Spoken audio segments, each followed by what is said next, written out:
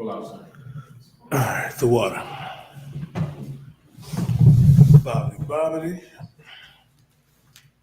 Give me 1 second, Israel. Give me 1 second.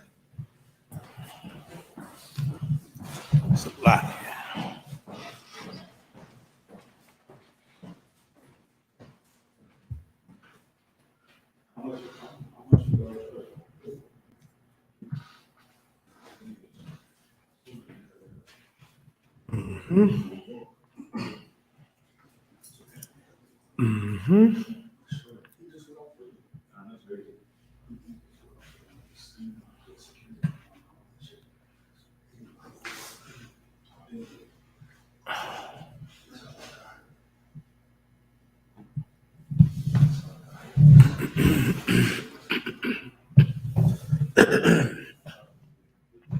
All right, shalom, Israel. Y'all, Bashim Shabbat. Thumb, Yahweh Shemath, Bashim Shah. Preaching officer 1000. You die holding it down until 12 show. General Muhammad gets here. Make sure y'all ask y'all questions, put them in the chat. So as soon as General Muhammad get here, we can rock and roll. All right, as we all know, now it's high time. If I could, young man Chris, give me Romans chapter 12 and Romans chapter 13 and 11. Romans chapter 13 and verse 11. Young man Will, give me Lamentations 4 and verse 17. You got to understand, man, now is the time to come out of the world and come into this truth. Because you got to realize, man, like if you, as long as you remain indoctrinated into Esau society, man, you're going to have to understand, man, there is nothing out there.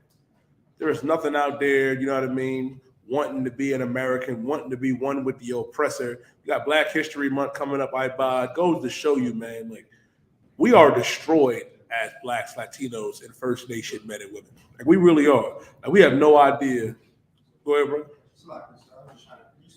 Yeah, Lamentation chapter 4, verse 17. We have no idea, you know what I mean, like the detriment it is to be in this predicament because we have been really, really destroyed, man. Like, we just recently saw 6 brothers murder another brother. Like, them 6 brothers, that was them cops, man, that murdered that brother in cold blood. It's not shocking. It's not. Because in reality, you're just doing what your white daddy orders you to do. Because you can't be a righteous man and be in Esau's police force. You can't be a righteous brother and be in Esau's military. Like, it just can't happen. That's why you got to come and be a soldier here in the UPK. That was the time that we got to wake up, man. Like, this place does not love us. We recently saw, man, how they let over 500,000 Ukrainians walk through the Mexican border. How about that? You let 500,000 Ukrainians walk through the Mexican border. Asians getting hate bills and crime bills passed for them and homosexuals. Wow, we ain't getting no crime bill. We didn't get, all we got, what was Juneteenth, a holiday we was already celebrating? Correct. They let 500,000 oppressors walk through, but 5 Mexicans couldn't walk through that border. 1 Haitian couldn't walk through that border. That's why it's time for us to wake up. And I'm going to get that. Go ahead, Chris. You got it? Yeah, 13 and 11. Romans chapter 13, verse 11. Go ahead. And that knowing the time. We got to know the time. Like, we know the time here in the UPK. We know the time. And what is that time? What is it? I'll tell you what it is. It's crunch time right now. I'm talking about fourth quarter, 2 minutes, less than 2 minutes left to go. You know what I mean? And we down, but not out. Right. You know what I mean? Keep going. That now it is high time to awake out of sleep. That it is high time to awake out of sleep. Right now, we being rocked to sleep right now. Rocked to sleep. And how do you know that we being rocked to sleep? Everything that goes on with our people that is wicked and evil that they promote is pushed to the forefront, while the oppressor and these other nations can do whatever. And guess what? It does not make front page news. Not at all. That's why we have to understand. If I may, Salakia. If I may, sir, Akim, I appreciate it. Understand, now is the time to awake out of sleep. Like, we got to wake up. Now is the time to realize, man, that we being rocked like a baby here in America. While we have really become desensitized to everything that happens to us. We really have. Like brothers and sisters die every day. And right now we have no sympathy, no, you know what I mean, remorse. Now is the time to come in here and regain that and realize. And they push that narrative, Karam. They push that narrative, well, you got it. It's the black on black crime. Listen, man, issues between us, that's a family matter, and we are going to handle it. We handle when they're here in the UPK. But when the oppressors in these other nations do something to us, it is an act of war. Not just against us, but against our God. So our God is telling us, man, that it is high time to awake out of sleep, knowing the time. Read. For now is our salvation nearer than when we believe. Now is our salvation nearer than what we believe. Meaning this, and you know what's so important about this? It's our salvation. It is. Because we're the ones that need salvation. What does the oppressor need to be saved from? Like when something goes on with the oppressor, do they not go to war? The war in the Ukraine popped off, Yana Hall, and they found millions upon millions of dollars to pour over there into the Ukraine. And I'm gonna get to you in a second. And what you're so heavy about it, right? Our schools are what? Underfunded. Neighborhoods destroyed. No businesses. I mean, money's not being spent the right way. Money's going through the Christian church. You know what they're doing with it. Horn and, you know what I mean, and being evil and wicked. But when it comes to our matters, they don't have the money. There is no money. Right now, you know what I mean, in our school systems, where our kids go to school, you know what I mean, the public school system, they don't have nothing. But they got millions upon millions to pour out to the oppressor in the Ukraine. But what about that black and Latino man in North Philly? What about that First Nation man and woman that are on those reservations, which are really concentration camps? Goes to show you, man, that our salvation is near because we're the ones that Christ is coming to save, not everybody. You was gonna say something, y'all? I was saying the oppressor is so much of an oppressor. Two countries could be at war, going through it, you know, when they own disagreements. America would step in like, what y'all fussing about? You know, I have to say so, but what y'all do, what y'all don't do, what y'all can fight over. Listen, and you know why? I'll tell you what. You got to look at every nation, right? And you got to understand just how wicked the oppressor is. Like the oppressor circumnavigated the entire earth and took over. Like the scriptures say in Job. Matter of fact, pull that scripture, Yana. Pull Job chapter 9 and 24. Like this earth was given to the oppressor.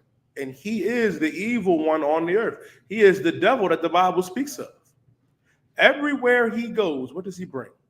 Rape, robbery, and destruction. But here's how they mask it. They mask all of that in a term called manifest destiny. And you know what manifest destiny really means? To simplify it for you, it's just the white man being free, white, and 21. That's all. Rape and pillage, you know what I mean? Enforcing taxes while he ran from taxes. How about that? You calling our Issacharite brothers and Zabalawan brothers wetbacks when you cross an entire ocean to avoid paying taxes. And then what do you do when you come over here to the so-called New World? You raped, you robbed, you murdered, and then you enforced your will upon everybody. Like they killed so many of our Gadite and Seminole Indian brothers and sisters, man, that it changed the climate of the earth. It changed the whole climate because they murdered so many of our people. Like it shouldn't even be a question who the devil is. But because we are so destroyed and you love Master so much, you love him so much that you want to join his police force and be just like him. You want to join his military and be just like him. You want to go in and fit in where you fit, fit in where you fit in, right? But what do you lose when you do that? You lose everything. You lose everything. And here's the problem. They're never going to look at you like you're equal to them, like you're one of them. When in reality, we are greater than them. And to truly understand this, you got to come up in these classes and realize here in the UPK under command of General Yohana that we are God's chosen people, the Jews of antiquity, the Jews of old. Like everybody should be able to know and look at what the oppressor does, just how evil and monstrous he is. Read what you got, Yana, and then I'm going to come to you, Will, with your precept. Job 9 Job 9:24. Book of Job, chapter 9, verse 24. Go ahead. The earth is given into the hand of the wicked. The earth was given into the hand of the wicked. You know why the earth was given into the hand of the wicked? Because we disobeyed our God. Because we did not keep the law, statutes, and commandments. You know what I mean? We got punished and punished hard because our God is also our Father. And you don't reward your children when they do wrong. And we wronged our God by not following his laws, statutes, and commandments. We got children, right? If you have children, you know what I mean, and your children break the rules of your house, you discipline them. You don't reward them. And that's why the earth was given into the hand of the wicked. Who's the wicked? Got a lot of people out there, young man Chris, that be talking about, well, you know you die. Esau is not the oppressor. He's the Arab. He's the Arab. When any Arab will tell you that they descend from Ishmael. And then here's the thing, Officer Daniel, if I may, sir. If Esau is the Arab, when are we going to go into the Arab captivity? When is that going to happen? When are we going to go on cargo slave ships and be oppressed over there in Saudi Arabia or whatever? You know why it happened? Because the Arabs are descendants of Ishmael. Here's the other, this is another one you'll encounter. You'll also encounter it might say, you know, Esau, you know, it's not the oppressor. You know what I mean? Is the oppressor is not Esau. The oppressor is Japheth. When the Japhites are the Samoans, Tongans, Polynesians, those people. And the thing is, man, and it just goes to show you, the simping and capping for the oppressor is just ridiculous. When there are precepts upon precepts, this is just one of them. This is just one of the many precepts that we can pull and show that the oppressor is the devil that the Bible speaks of, and that he's the wicked, man. That he's the wicked one on this earth. It's like if all phones are on mute. But the scripture says the earth is given unto the hand of the wicked. Keep going.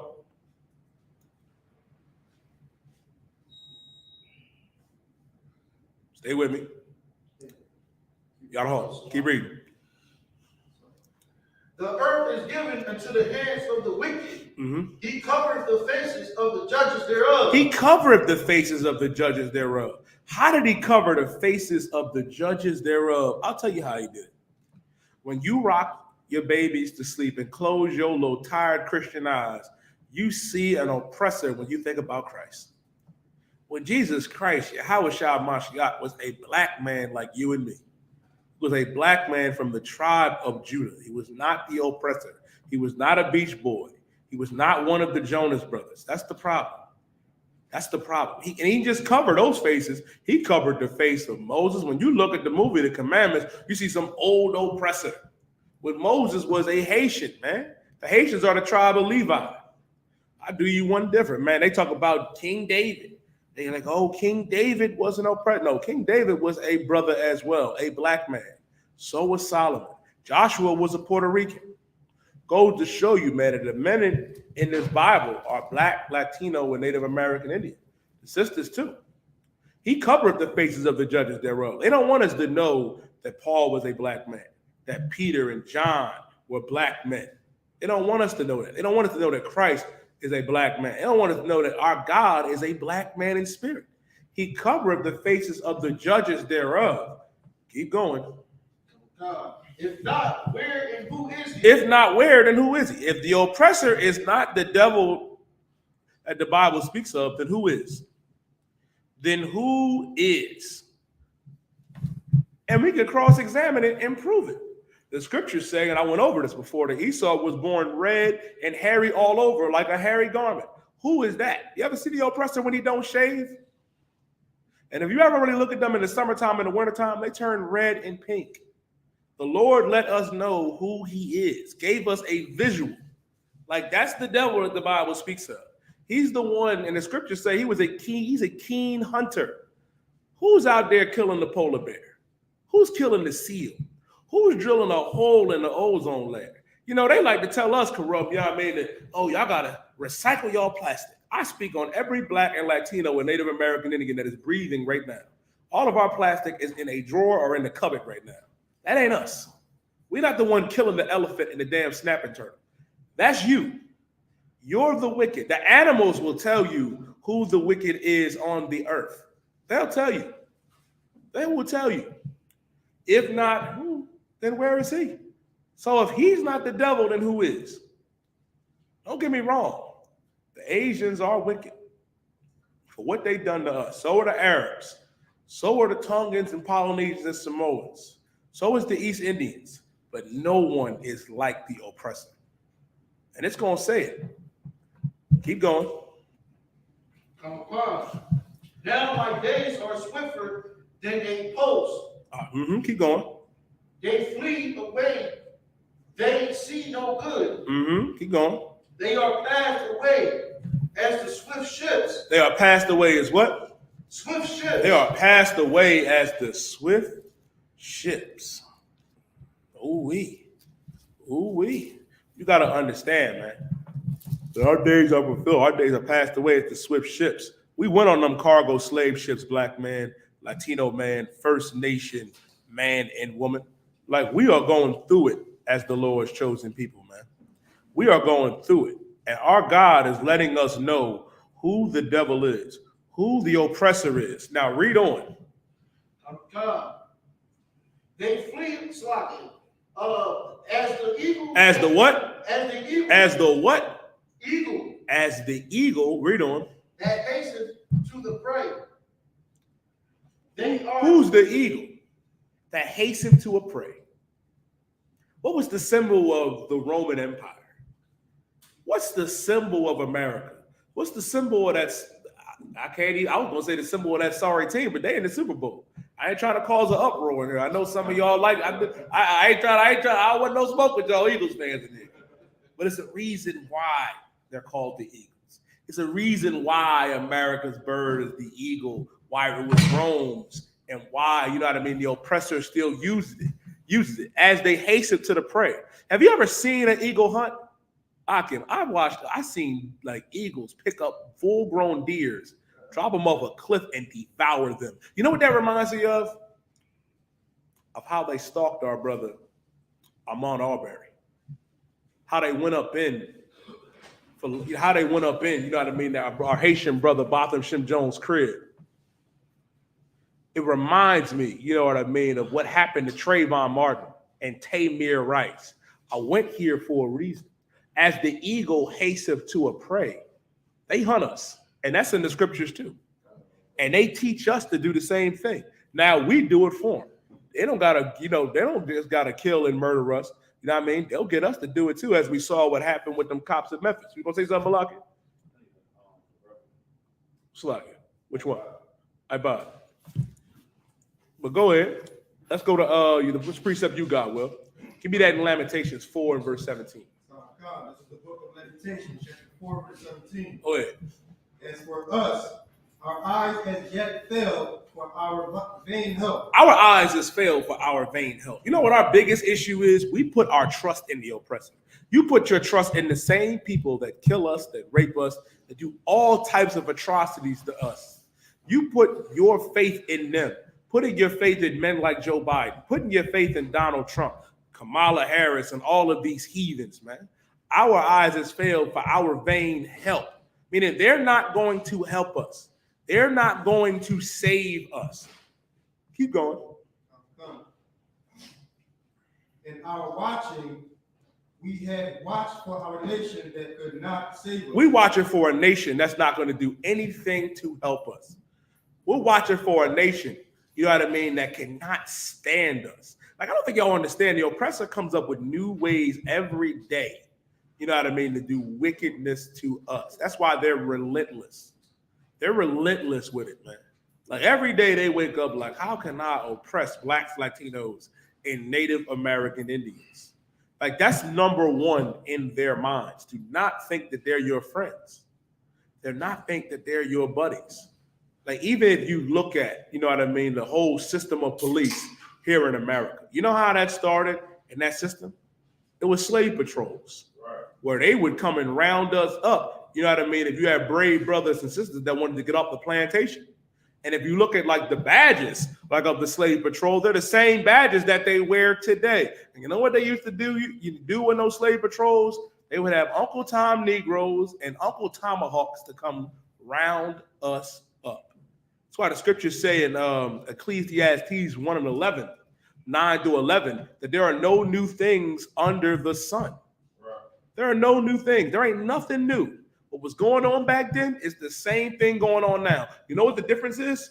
It's being broadcasted on the metaverse. It's on Facebook Live. It's on Instagram Live. It's on Twitch. It's on Snapchat. It's the same thing. It's the same thing.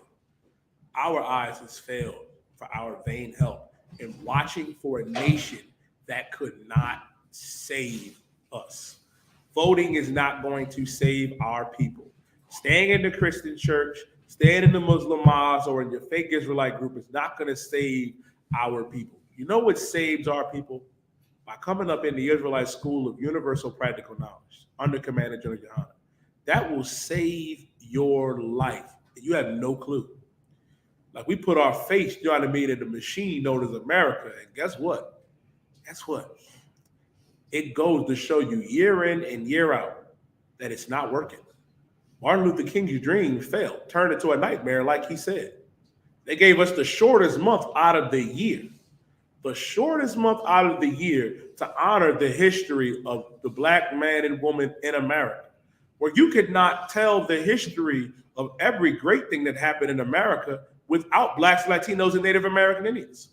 Every major invention, you know what I mean, we had a hand in and invented, and that was stolen from us, including the land. Like, this land belongs to the North American Indian, the Seminole Indian, and Mexican. But then what do? You extradite us, push us to the side, and treat us like garbage. And our people willingly still go up in them churches, still go up in them mosques, and willingly go out there and identify as a so-called American, thinking you free white in 21. You got to wake up, black man, Latino man. That's why the Lord said, like we read in Romans 13:11, now is the time to awake and arise out of sleep. Like, we watching for a nation that's not going to save us. And this is what continues to happen. Keep going. Verse 18. They hunt our steps. They what? They hunt our steps. They hunt our steps. Let me tell you something, man. The oppressor had this thing wrong when it comes to this, on top of many things. You think about apex predator, you think about the killer whale, the shark, the tiger, the lion, you know what I mean, a wolverine or an anaconda or a python. The oppressor is the real apex predator. He's the real apex predator. And you know what his big game is? It's us. Hunting us. They hunt our steps. Like, if you look at what happened to Ahmaud Arbery, jogging in the wrong neighborhood. Trayvon Martin was just walking through a neighborhood in Florida with a bag of Skittles and an iced tea. Like, goddamn. Arthur Shim Jones was just in the crib listening to music, man, and eating ice cream. Like, goddamn. They hunt our steps. And we become so cruel, you know what I mean, and wanting to integrate with this society. You take on that same spirit of the oppressor, wanting to fit in, wanting to be all-inclusive. That's why when Christ said was so heavy, man, you have your father, the devil, and the lust of your father that he will do. And he was a liar from the beginning and the father of the lie. Like, you got to understand, man, as Blacks and Latinos, these scriptures was written for us. This is our identity in these scriptures, man. And the Lord is trying to warn us and tell us, like, how we can fix it. Like, this applies right here, right now, where they hunt our steps. And there's going to be a new brother tomorrow, a new sister tomorrow that doesn't get put on Facebook Live, that don't get put on Instagram and Twitch, you know what I mean, and all of these different streaming services, man. They hunt our steps. Keep going. Then we cannot go in our streets. You can't even go in the streets. Why? Because the oppressor is an evil bastard. Did they not murder George Floyd and then look us in our faces and then try to say that the brother died of a drug overdose? Like, goddamn. They tried to make it seem like while the devil's knee is on his neck, while the knee is on our brother's neck, they trying to say, well, he died of an overdose. We can't even go in the streets. Listen, and you can go to any time period and you'll see the same thing. You'll see it. That's why it's important to understand who the devil is, who our enemy is. They hunt our steps. Halawat, ya. Yahweh Ba'Shem Yahushua Barakatah. Clap it up. Bring it on. Walking out there. I'll get your questions. We'll rock them out. Also remind me, I'll give you brothers that go out in the street and do those street interviews. I'll give you a few questions to ask the public in these coming weeks, all right? Just remind me if we could at the end of class. 1 second. Escuchen, hermanos y hermanas.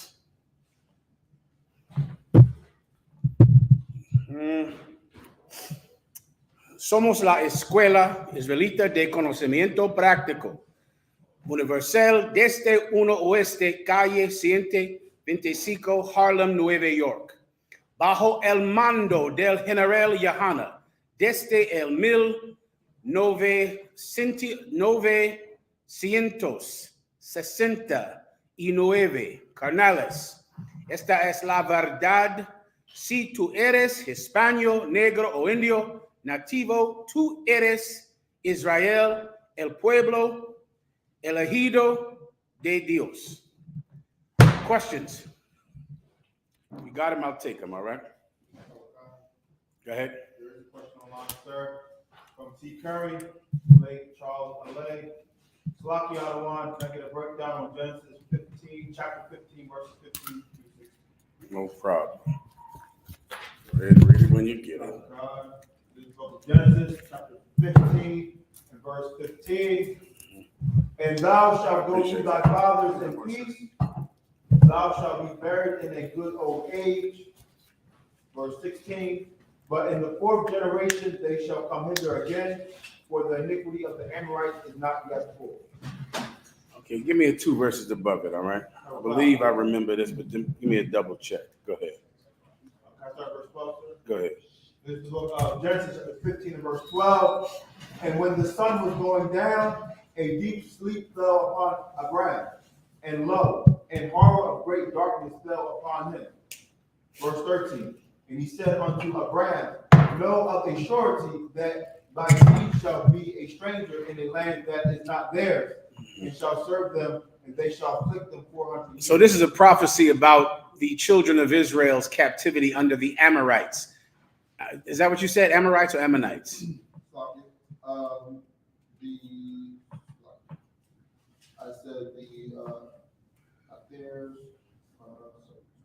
If it's Amorites, I believe they're a Hamitic people. You can look it up in your Bible dictionary.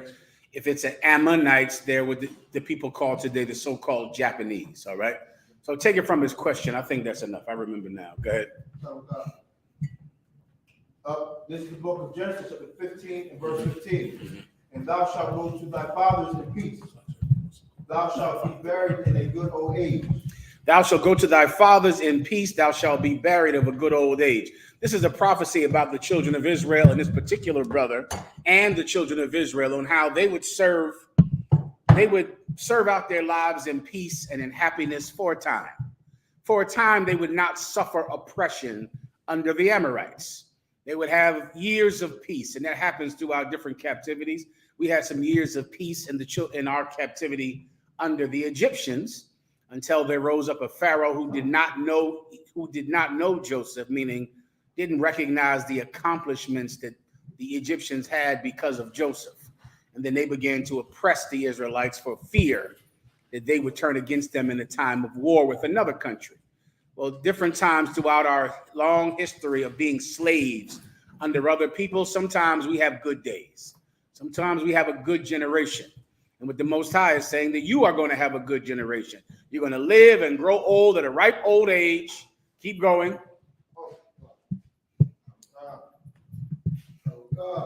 But in the fourth generation, they shall come hither again. But in the fourth generation, the Amorites are coming back again. They're coming back again. It's not over. Keep going. For the iniquity of the Amorites is not yet full. Read that part again. For the iniquity of the Amorites is not yet For full. the wickedness, iniquity means wickedness. For the wickedness of the Amorites is not yet full. There's more wickedness that these Amorites are going to commit before their punishment comes. And he's making a prophecy and letting this brother know that that's what's going to happen. And many times this is a parallel to what we have served here in this current captivity. But there might be a time when you feel, man, things were good.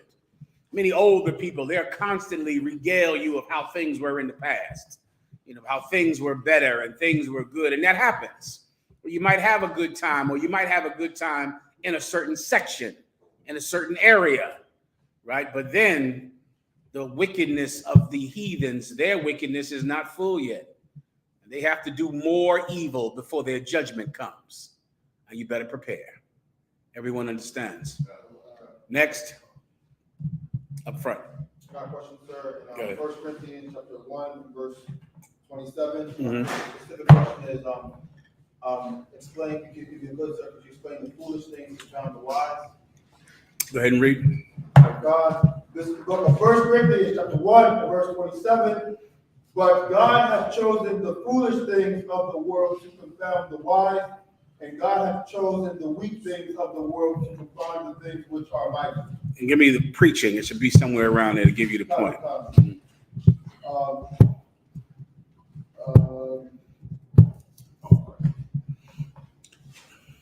Oh, God, this is verse 21. The book of 1 Corinthians, chapter 1, and verse 21.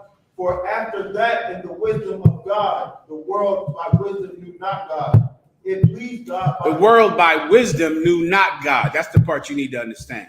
People in the world, whenever you read that term, the world in the Bible, it means society. It does not mean the earth. It means society. And there are many different kinds of worlds. What Christ refers to as the world is talking about popular society, the popular culture, what the masses believe. Read that last part again you just read. God. For after that, in the wisdom of God, the world by wisdom knew not God. By after that, in the wisdom of God, the world by wisdom did not know God. The masses of society, they're so intelligent. They have so many accomplishments. Oh my God. They're reverend doctors. They're theologians. They're doctors and they're lawyers and they're accomplished and they're presidents of universities. And they have so many great accomplishments. That's all you hear about all your life is how you fight for another rich nigger to get a new job. That's your entire life. We need more black senators. We need black mayors. We need to have more black politicians. We need a new black president. Meaning what? Your life is constantly about the achievements of rich black people. That's it. That's your entire life. We need more black head coaches. We have got to get more black head coaches. That is what will make life better for me. More black head coaches. I remember when they talked about having black quarterbacks out, like it was the holy grail. Like it was something you had to have. There aren't any black quarterbacks. We need black quarterbacks. We need black quarterbacks. Now you got black quarterbacks. You got plenty of them. And you're getting murdered in the street. I guess he didn't play quarterback, that poor brother. I guess he wasn't the first black senator or the black congressman or the black Beyonce or whatever black person we black people need to win Grammys and Oscars. Black people need to win Oscars. That poor brother, he better go learn to act. He better go become Jay-Z and Beyonce, because it seems like all we care about is rich people having safe lives and accomplishing things. That's your entire life. That's the way it was in the Bible. They're so wise. They have so much money. Oprah is such a billionaire, and Tyler Perry. And we fight for them. For them. But with all that wisdom, Mark, they didn't know God. All of that wisdom and intelligence and money-making ability and LLCs and everything they know how to do to create wealth and everything they know how to do to have farmland. You got to get property. You know every effing thing, don't you? Except for anything about God. That you're ignorant of. But the world by there, give me the clip I sent you last week out in Los Angeles. It's in black and white. Of the rich black people in Los Angeles. You'll know it because it's black people and it's in black and white. The world, by wisdom, didn't know God. Keep going. It pleased God by the foolishness of preaching to save them that believe. But it pleased God through the foolishness, by the foolishness of preaching, to save them that believe. He chose something that is so stupid to you. When you see us out on the street corners, you know what you say for years? Get a job. What are you doing out there? Why are y'all out there yelling like that on that street corner? Because you are about to get murdered by the police. That's why we're on these street corners. Because you're about to die if we leave from this street corner. If we don't say the things that we say, you die in a traffic stop by a cop. You die in some alleyway drug addicted on fentanyl. You're in court for child support because your family is destroyed, because your family needs money, and you turn on each other when times are hard. That's why we preach. That's why we teach. And the Most High God chose to do it. Though it's foolish to you, though it makes no sense to you and your mom and your woman, that bitch, your woman is so damn evil, she hates that you're in the UPK. She cannot stand it. It seems so stupid to her. I wonder what those black cops, I wonder what they believed when they murdered that brother. They thought just like your wife. I wonder if those black cops believed in polygamy or not. I wonder if they believed in having more than one wife. Dumb bitches out there, ask the black cops that. As they're stepping and stomping on a black man while he screams for his mother. Ask them, do you believe in having more than one wife or one wife? Who can guess what they'll say? Take a guess. Blow my mind. Anyone want to give it a shot? Danyala? They're gonna say they got one. They believe in one wife. They're good Christians. Good members of Omega Psi Phi. Good Christian men. They believe in one wife with wedding bands on their fingers. And they're going to stomp a poor brother to death who's screaming for his mother. See, we're stupid, but they're so smart. They know everything. But God chose what you consider to be foolish to be the thing that saves blacks and Hispanics. I pray you understand that. Keep going, please. What's the video, sir, you were referring to? Let me see. 1 second.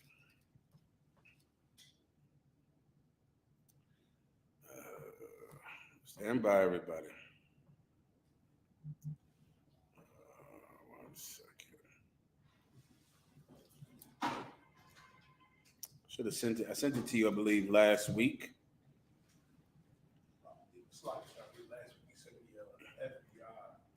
I did that. All right, the FBI. Shit, I gotta send it to you again. Hold on. Stand by. Stand by. I've been holding this for so many damn weeks. I have another clip. Captain Shock sent me from Boys of the Hood. Yes, absolutely. Yeah. Stand by. Come on, you. It's coming. It's coming.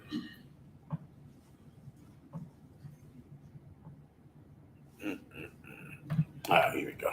Okay.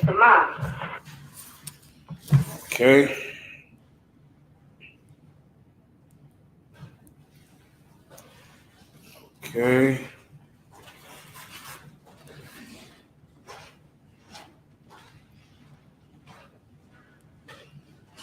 Okay. We good here or not? Is that the answer to your question or no? Is there more? Go ahead. If it's more, let me know. Mine specifically on verse 27. Please go right to it then. Okay. This is the book of 1 Corinthians, chapter 1 and verse 27. But God hath chosen the foolish things of the world to confound the wise, and God hath chosen the weak things of the world to confound the things which are mighty. There you go. What's the foolish thing? What are the foolish things of the world? Us. We're foolish. We're in a cult. We're in a hate group. You're in a hate group. Get ready, brothers. I'm about to give you your first question. First of all, man, every brother that goes out in that street and is doing those new street videos where you ask people questions, give yourselves a hand. You're doing an excellent job, man. You're doing it all over the world. You're doing a perfect job. Let me give you another question to ask people this week, all right? You go out this week, whatever brother wants to do it. It's voluntary, but somebody has to do it, all right, in every camp.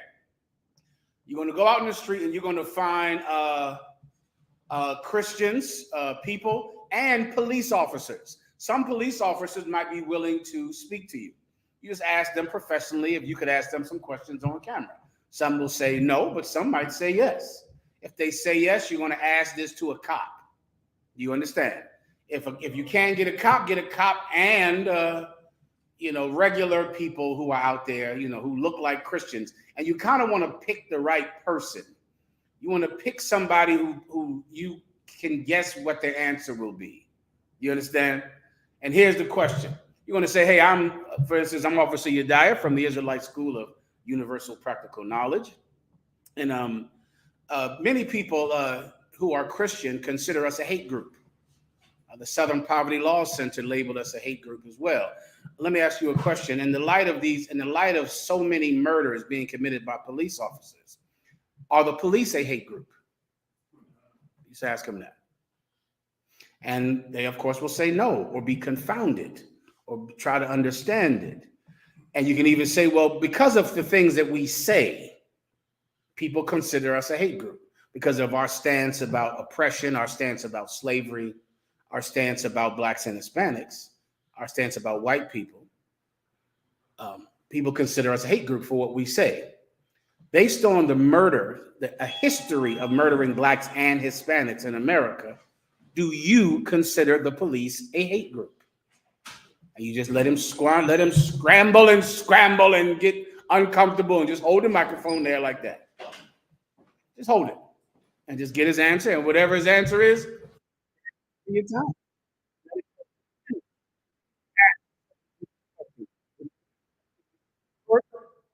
So you can get a lot of different people so that you can put them all together on one video and show everyone who will say we're a hate group, but the police somehow are not a hate group. We're a hate group because we say something that people consider hateful.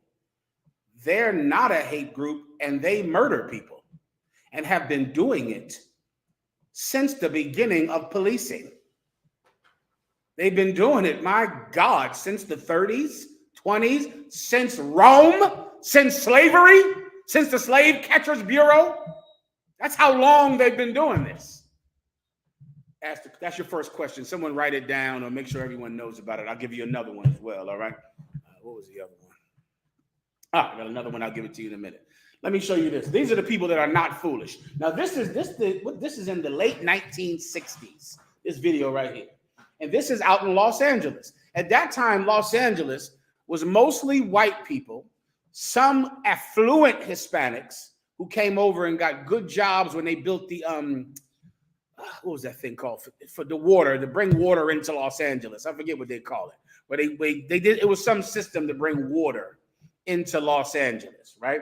It's done now and it's abandoned now. Many people shoot music videos at this place where it used to be this big system that brought water into a city that had no water. Come on. I think you're right, the canal system. So now, and they had money. And there were black people that worked on that same canal system and they had money. But then in the 60s, there began to be an influx of more black people. See, they were fine with the black people that were there because they were the black people there and they had money. And there were so many town hall meetings about black people coming from the South who were not the affluent black people who had money. Play it. First, read what you see right there. A group of wealthy black people discussing how they felt it was bad that low-income black people from the South began migrating to Los Angeles in the late 1960s. They weren't poor. They were wealthy black people. Wealthy. And they wanted to discuss these people who were not wealthy, black people who didn't have money coming to Los Angeles. Go ahead and play it.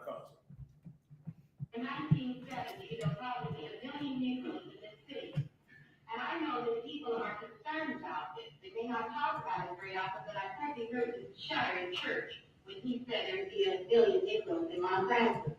We shudder because we're saying that the majority of these people are not like we are. Pause. If you want to understand why those black cops beat their brother, this is the worst. This is a gigantic secret among blacks and Hispanics. This is a big secret. Listen carefully. Black Christians are racist against black people. And this is something we've been saying forever. in many cases, they are more racist because they're running from themselves. And you are the piece of them that they want to get away from. And they hate seeing you because you remind them that they're a nigger, that they're a spick. That's why there's so many Hispanic border patrol agents, so many Hispanics that work in the agencies that kicks the door in of people's grandmothers and abuelas and throws them back in a damn cage. Because without you being around, they feel white. You understand? They feel like they're one of the gang, one of the crew, one of the Scorpion crew. They feel like white people. Then they see you. And you remind them that they are nigger, and here's their real fear. You remind their buddies that they're a nigger. They don't want their supervisor looking at them like they're you.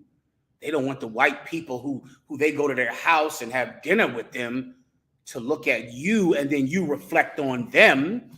Rewind it a minute and listen to what he said. And this is why those cops beat that brother to death.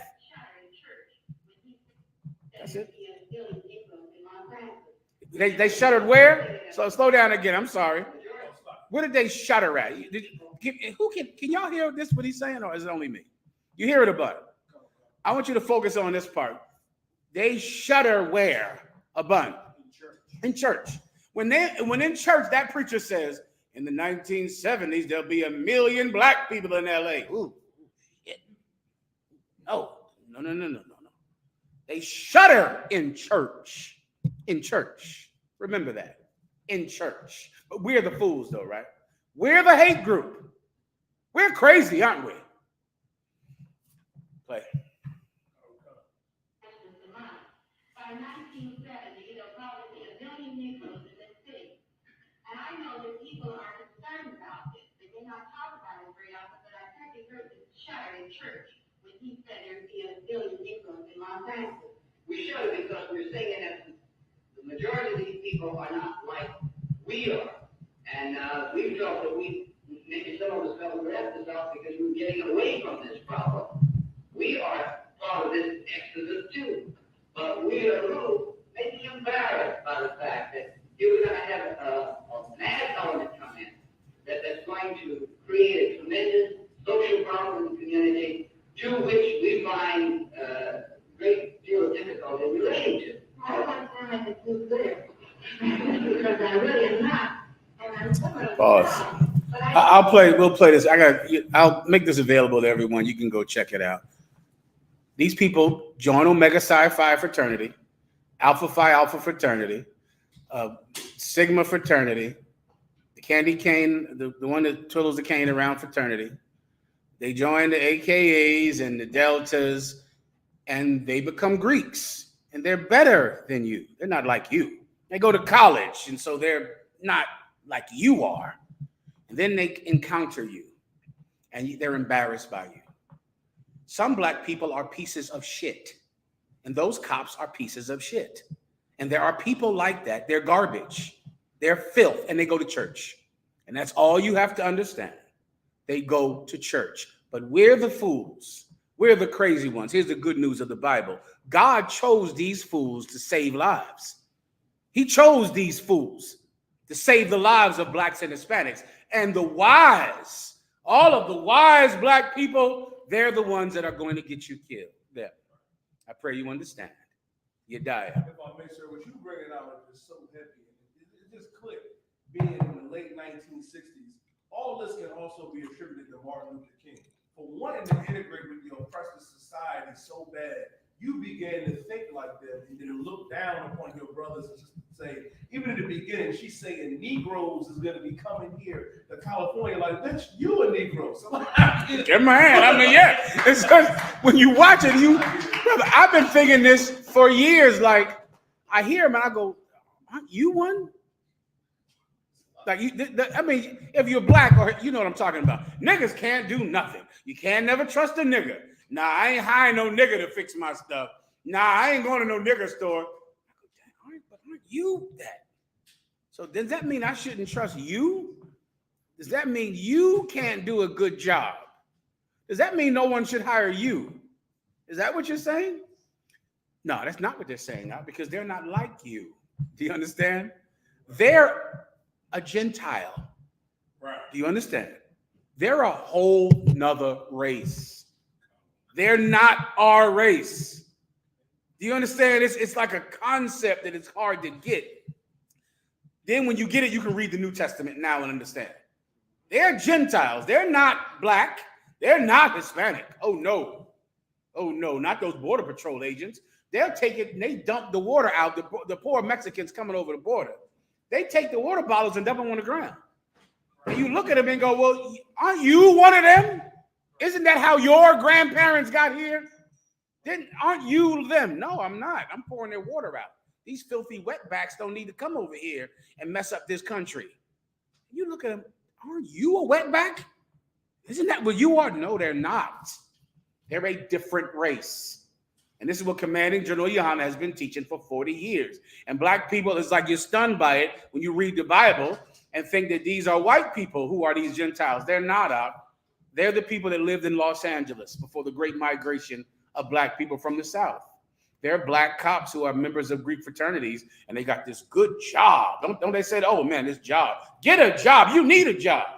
Go become a police officer. Go fill the application out. That's a good job. Can you imagine what their wife says when they went to go become cops? I bet that bitch was elated.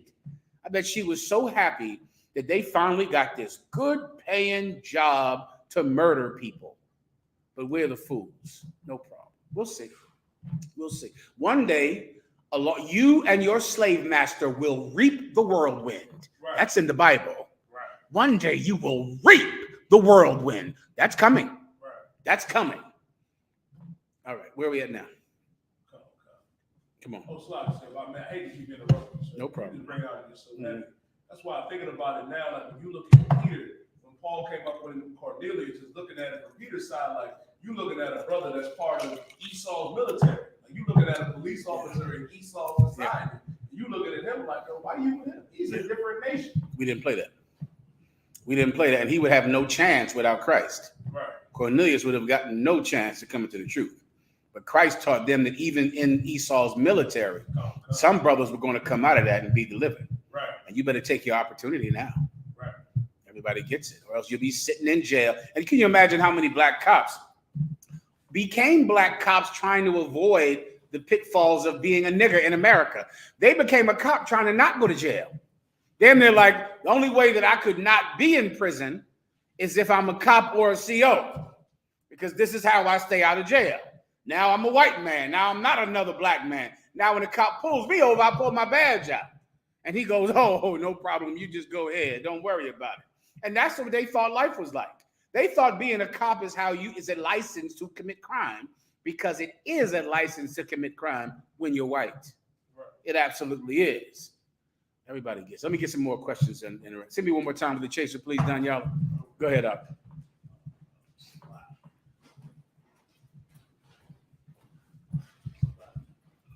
Question, sir.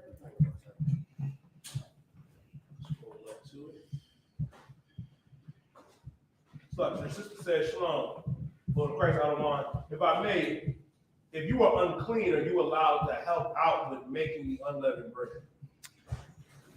I don't believe so, but you better check with General Mayock. I can't recall the unclean law. Some of them you're unclean until the evening, and then you can do things. Go ahead. To be unclean means you have to be separated. You know what a quarantine is from the COVID-19 thing? Break it down for me. What was the COVID-19 quarantine? Do you recall?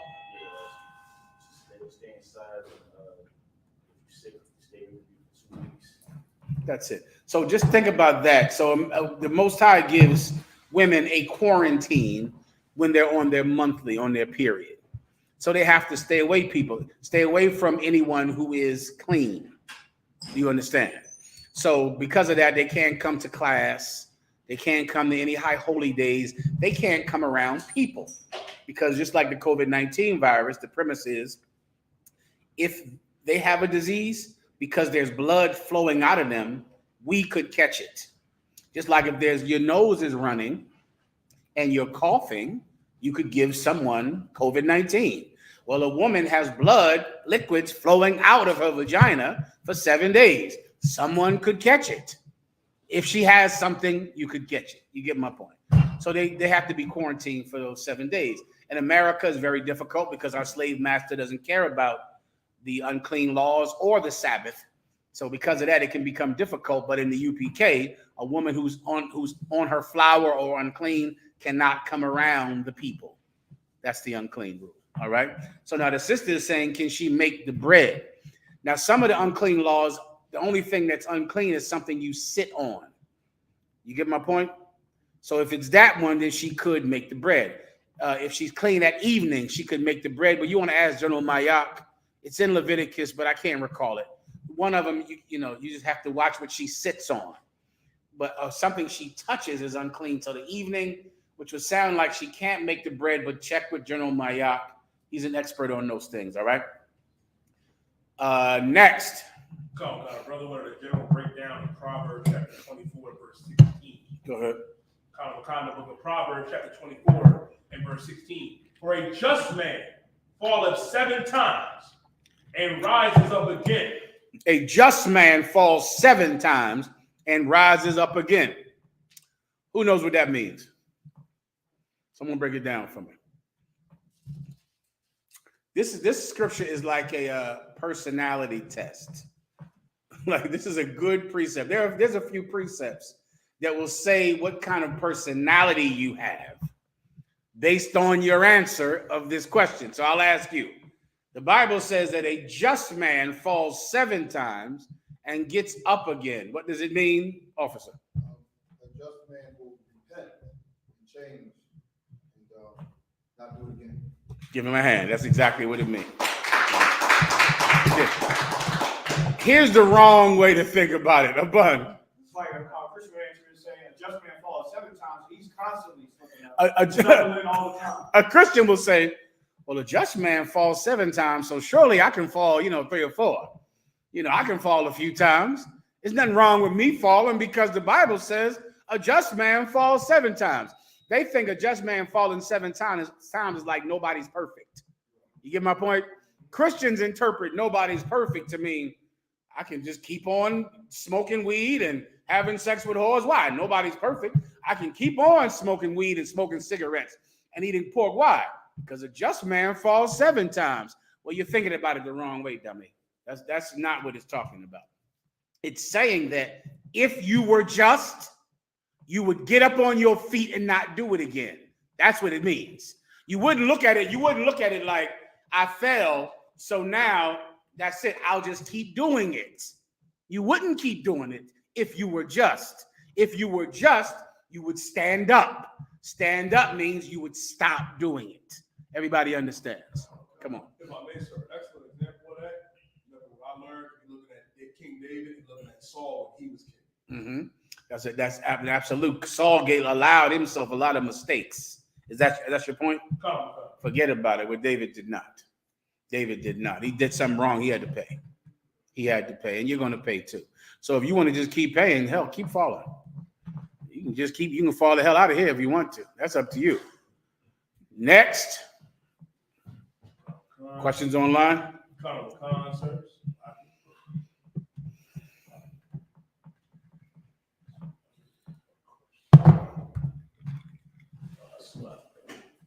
Sis said, Shalom, Shalom, Christians refer to the 10 virgins in Yahweh's parables as bridesmaids do to the Jewish tradition wedding. Is there a precept to prove this untrue? I don't know what you're talking about, sis. The 10 virgins is absolutely speaking about bridesmaids going to get married, meaning have sex with their husband. That's the metaphor he's using. Unless you're saying that it means something else, I don't understand your question. All right. I'll move on until she answers. Anything else?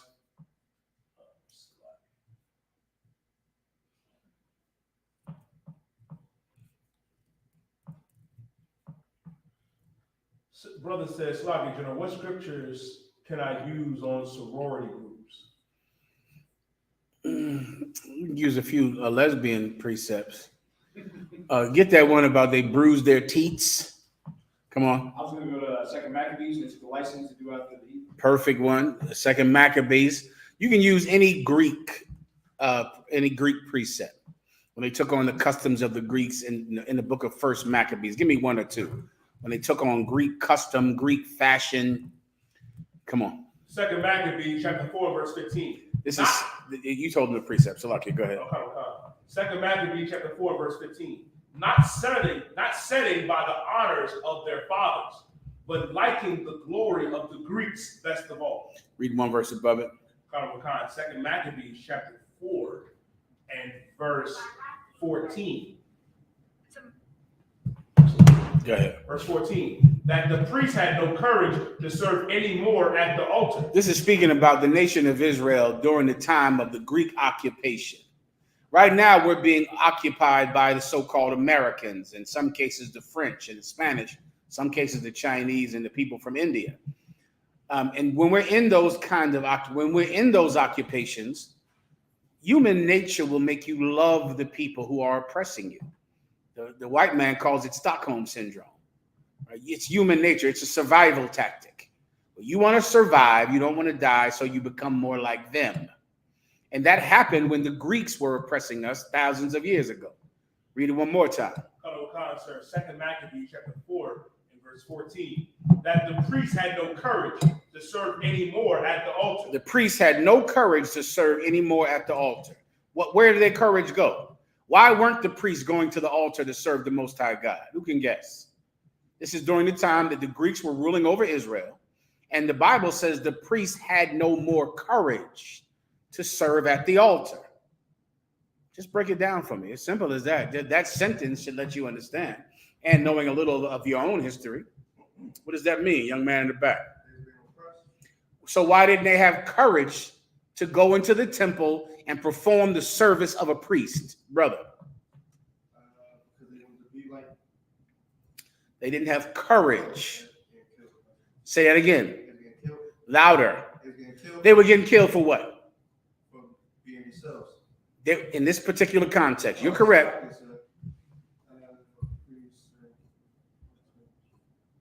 One second, Benjamin.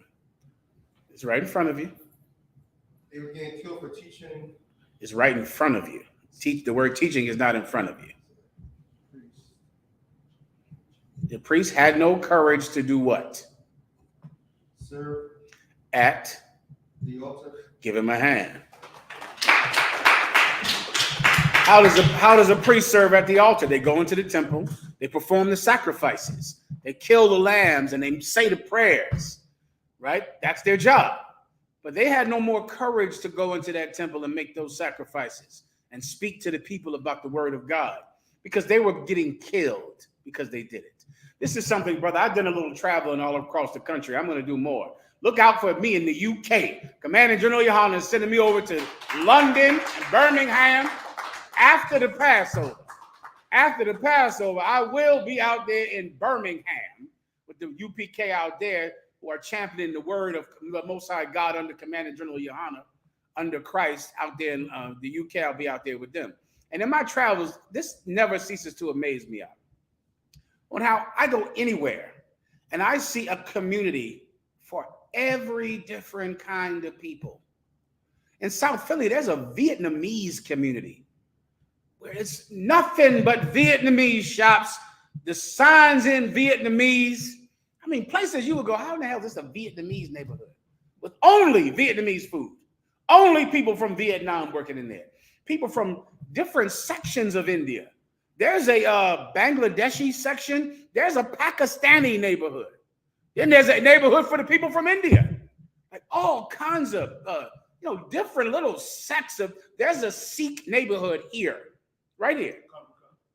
Not India, not the people from India, not Hindu. Sikhs, a specific religion has a neighborhood, nothing but Sikh restaurants, Sikh people living who are Sikhs. And I go to myself, we've been here 400 years. There is no black neighborhood at all. There isn't one in Harlem. There wasn't one in the 60s, which is why black people burned down neighborhoods, because We never think it's our neighborhood because we don't own anything in the neighborhood. And for the life of me, every black person knows this. This is something we all know. We all talk about. But you know what I never hear anybody talk about? Why not? Why does everyone have a neighborhood except for us? You know what we always say? This is what you'll say. You'll say niggas just can't get it together. Niggas don't know how to run no restaurant. Niggas don't know how to start a business. Niggas don't know how to keep a business running. Niggas are so stupid and so lazy and dance so much that they really can't run a business. That's why there's no black businesses. Is that true? Now I'm going to ask you, why are there no black businesses, no neighborhoods of black businesses at all, anywhere, period, in America? Blow my mind with just saying the obvious truth. I'll help you. Because when we tried it, they burned them to the effing ground. That's what happened. When we had Black Wall Street, white people came in and killed everybody and burned the thing to the ground. And they did this everywhere. They did it in Harlem, in Seneca, which is now, what's the place called? Central Park. They went in there, had a race riot, and killed every black person and took Seneca, New York, which at that time was Seneca, and it became Central Park. And the bones of the people are under the park. They just kill. We've tried this back in the 1800s, in the 1920s. We try to have a neighborhood. We tried Black Wall Streets, thriving black businesses, and they work well until white people come in, lynch everybody, burn the thing to the ground. And now black people have decided we all have an aversion to that. Nobody really wants to do it. But guess what? They didn't kill the people from India, so they come in and buy all the 7-Elevens. They never got killed and lynched. So the people from India come in and have an Indian restaurant and own 7-Elevens and own the hotels. When we tried it, they burned down our neighborhoods and hung us. And that's why there are no black businesses anywhere, because we learned our lesson to never do it. And now we don't. Does everyone understand? That happened in the time of the Greeks. Who in the hell would go into that temple when everybody that went in there got killed? Before you know it, no one goes into that temple. We don't have the courage anymore to do it. Does everyone understand? Keep reading. But despising. But before I move on, speaking of Black Wall Street, give the Passover a hand. We're going to go to the largest Black Wall Street. They were all over the place at one time. They were everywhere. Before integration, they were everywhere. We're going to go to the largest Black Wall Street in Raleigh, North Carolina. It was the biggest one in the country. They killed everybody there and burned the place down. You understand? But we're gonna go there and remember them. And just remember that when you go, man, why don't we have any black businesses? Why do you think? You always talk about back in the day how things were good. Brother, you're an older brother. You know how things were back in the day. People always talk about that, Benjamin, right? All of the restaurants and all of the roaring 20s. Well, what happened then? White people came in and killed everybody. Killed them all, lynched everybody, made up some excuse. Usually it was because some black man whistled at a white girl or raped a white girl, which is a famous lie of white women. And that was enough. And they just kill everybody in the whole town. For some reason, they decided to kill all the businesses, to burn all of the successful businesses down. And then afterwards, they buy the land that the business was on. Everybody understands. And if you go to do research on this, you're going to get 100 of these. Look up racial riots. And one happened right here at, where was it happen? Oh, a ridiculous one. In South Philly. Where in South Philly? You can go look it up. Look up race riots in Philadelphia. Race riot. That's why everybody's happy about the Eagles going to the Super Bowl, and I understand. But when those white people in Philadelphia get that Eagles frenzy, there's always a little racism up under there. Like there's always like it's like you can hear them like, go Eagles, and it seems like they're about to call you a nigger. It's always right there where somehow that Eagles love is going to turn into me being a nigger somewhere in this in this Eagles, you effing nigger. Somewhere that's coming. And I wait for it to happen, which is why I cannot go around them when they get all excited. Because I know somewhere in this I love the Eagles talk, I'm going to get called a nigger. And I am not going to, I won't take it well. everybody understands. Please, go ahead. 1918 and 1964. There you go.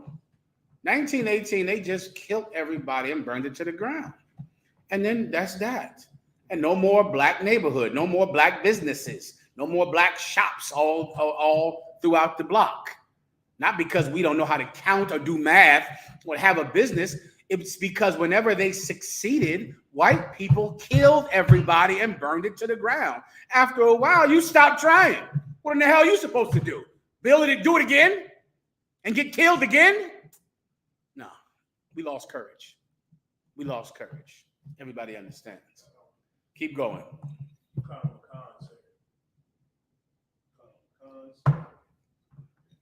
But despising the temple and neglecting the sacrifices, they begin to hate that temple. Hate it. Hate that place. Despise the sacrifice. It was a source of pain. It was something we were trying to get away from, trying to not go into again. We were trying to, assimilate, integrate, have a better life, one where we could survive and we could actually live and not die. It's human nature, It's natural. The problem is to serve God, you got to be supernatural. I pray you understand that. You can't be a normal man. No, that's not good enough. Not with the kind of foe we face. Not with our enemy. You're going to have to be supernatural to defeat him. I pray you understand. Keep going. Hasten to be the partakers of the unlawful allowance. They rushed to be the partakers of the unlawful allowances, meaning things that we are not allowed to do. They rushed to eat pork. They rushed to worship Zeus and worship the Greek gods, things that we aren't allowed to do. Keep going. In the place of exercise. In the what? In the place of exercise. That's sports is what our oppressor has used for years to assimilate cultures into his culture. Entertainment. Because entertainment distracts you from the misery of the life that you live under his oppression. It's a distraction. You don't feel like a slave. You feel like you're a real white man when the Eagles win, don't you? You feel like you are a real white man. You're not a nigger that they hate and that the cops are going to kill tomorrow. No, not you. You're with them, aren't you? You're with the white people in the stadium. You're one of them. I get you. Who wants to be a nigger that has to be afraid to drive a car? You don't want to be that. You want to be them, the Eagles. Yay, yay, yay, yeah. I'm with you, right, white man? We're together. We're not you're not racist, right? We're together. I'm sure you love that. Why wouldn't you? Who wants to get hung and lynched all the time? I get it. I could never do it. But I understand why you would do it. You're just a man. Continue. After the game of disgust called them forth. After the game of disgust called them forth. What were the Greeks into? The Olympics, which was a game to worship the god Zeus. And every Greek people came out to see who Zeus approved of through naked sports, through getting ass naked and rubbing and playing sports with each other. And black people, you can imagine how they were into that Greek sport. My God, they were just the way they are right now. It was their only way to be Greek. So they didn't have to be a Jew. You didn't have to be this disgusting thing that gets lynched all the time. They hated it. Keep going. Verse 15. Not settling by the honors of their fathers. Not doing that. Not settling. What does it mean to settle by something? To stand by it. That's what settling by it means. Not standing by, sitting by. The what? Not setting by the honors of their fathers. Not setting by the honor of their fathers, which is what they were supposed to set by. Sit there and set by it, live their lives by it, not move from it. That's what they were supposed to do, even if it gets you killed. And that's something that black mothers can't teach you, the majority of them. Some of them in the UPK, they can teach their sons this. They do it well. Like that sister that did it in this time in the Greeks, during the time of the Greeks. Some women can teach this, most cannot. But there are things worth dying for, brother. There's something out there that's greater than you, something that's worth risking your life. When you find that thing, brother, set by it. You understand? Hold on to it. Hold on to it. Your people depend on you doing it. Continue. Come on. But liking the glory of the Greeks. That's what they like. The glory of what? By the glory, but liking the glory of the Greeks. But they like the glory of what? AKA Alpha, Kappa Alpha. They like what? The glory of the Greeks. Omega Psi Phi. They like what? The Greeks. Then Alpha Phi Alpha. They like what? The Greeks. Deltas, blah, blah, blah. They like what? The Greeks. That's what they liked. They didn't want the honor of their fathers, God forbid. Those black people that started those Greek fraternities, first of all, they were wealthy. Wealthy black people like these people right here in Los Angeles. Wealthy. And they went to college and came back Greek people. That's a hell of a thing. Like, you send your kids to college, they come back Chinese. Like, imagine that. You send your kid to college, he comes back, Mo Se Fao, Mi Hao. Mi Hao? What's this? I thought I sent you to learn engineering up there. You learned how to be Chinese? You went to college and came back Chinese. Is that what I'm paying for? I gotta go. All right, everybody understands. If you're in a Greek fraternity, you're a coward and scared, and I know why you're doing it.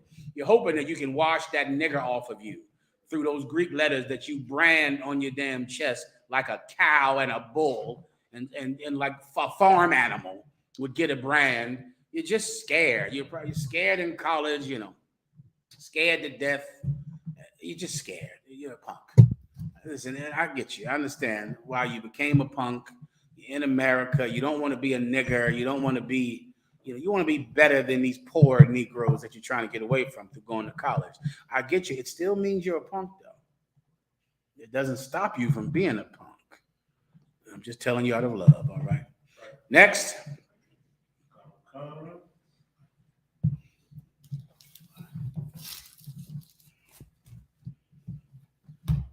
The sister said they try to use this to debunk multiple wives and say the bridesmaids were only waiting for the bride. Waiting for the what? The Waiting groom? For the bride, not the groom. The bridesmaids, that's in the Bible. I don't know what I can do about you. It says what they were waiting for, the groom. It's in there, a bun. Matthew chapter 25, verse 1. Then shall the kingdom of heaven be likened unto 10 virgins, which took their lamps and went forth to meet the bridegroom. That's what it says. The bridegroom, you can just look it up in the dictionary. The bridegroom is the man who's going to marry the bride. Alexa, what does the term bridegroom mean?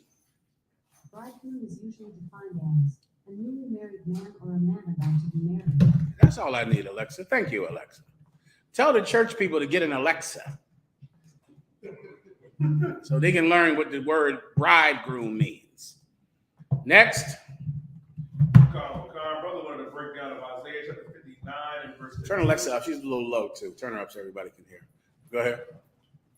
Brother wanted to In Philadelphia, Pennsylvania. Alexa, stop. Go ahead. Brother wanted a general breakdown of Isaiah chapter 59 and verse 15.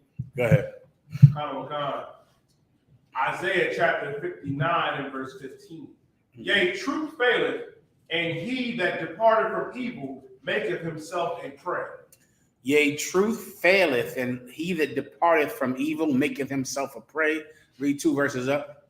Isaiah chapter 59 and verse 13. In transgressing and lying against the Lord, and departing away from our God, speaking oppression and revolt, conceiving and uttering from the heart words of falsehood.